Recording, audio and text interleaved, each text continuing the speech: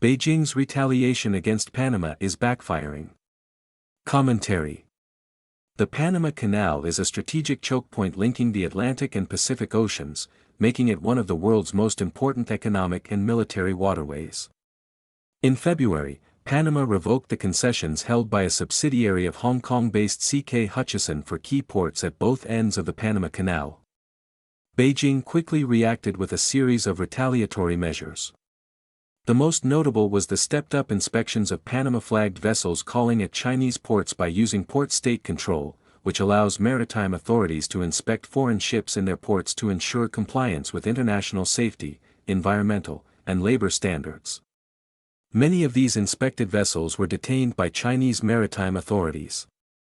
From March 1 to 18, Chinese authorities detained 44 Panama-registered ships, 3 times the number during the same period last year, according to data from the Tokyo Memorandum of Understanding, a 22-member regional port authority body that includes both China and Panama. Detentions reached a record 92 cases in March, rose to 135 in April, and increased to 139 in May, setting new highs for 3 consecutive months.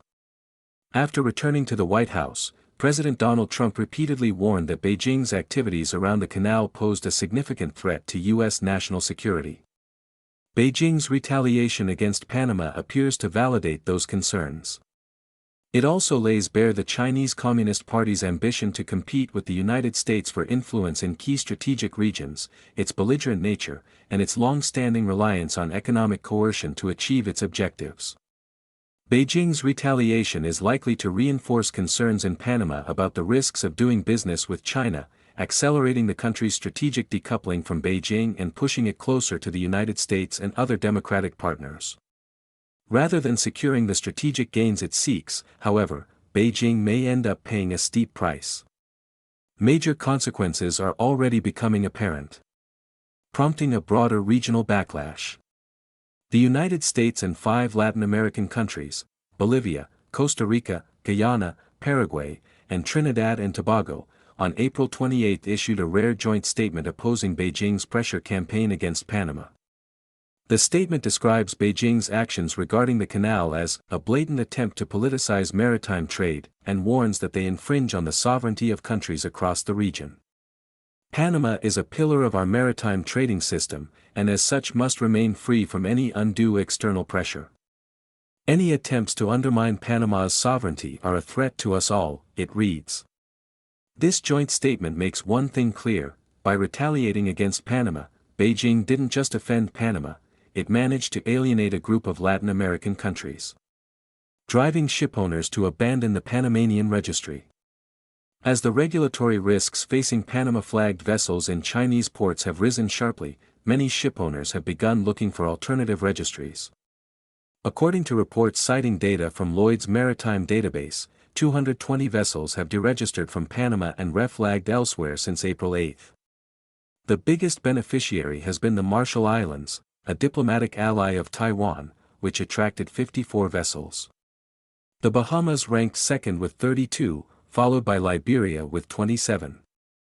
Notably, amid this wave of reflagging triggered by Beijing's retaliation, only 10 vessels chose to register in Hong Kong, while just 1 opted for mainland China's registry, the lowest among the reflagging alternatives. What began as retaliation against Panama has increasingly turned into a self-inflicted setback for China in the global shipping industry, prompting the U.S. to counter the CCP in critical global maritime choke points. Beijing's retaliatory moves against Panama sharpened Washington's awareness of Beijing's broader ambitions to challenge U.S. dominance in strategic sea lanes worldwide and confirmed that Trump's pledge to reclaim the Panama Canal had struck a nerve.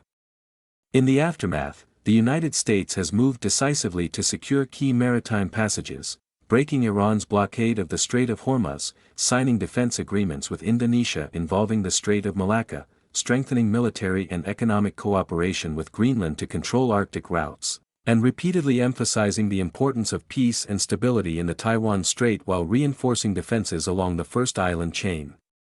China's backlash against Panama has only strengthened America's resolve and sense of urgency to maintain firm control over these vital international maritime corridors. Concluding thoughts. Panama lies squarely in America's backyard.